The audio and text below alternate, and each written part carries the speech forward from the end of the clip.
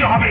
আবার ভাবছি কেউ না থাক কিন্তু আছি এসব তুই এসব রক্ষা করতে পারি তো?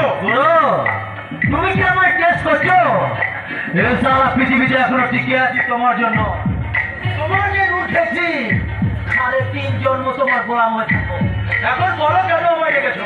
শোন, ওই ভাবছো আছি ফকিরকে এবার আমার কাছে পটিয়ে নে। ওকে একটু ভালো করে কোর্টে নিতে হবে। ও সালাদেরকে আমি এখনই পাঠিয়ে দিচ্ছি, আর ওদেরকে চাপে আগে পূজার নৈবেদ্য ঠিক আমাদের দুয়ারে পৌঁছে যাবে।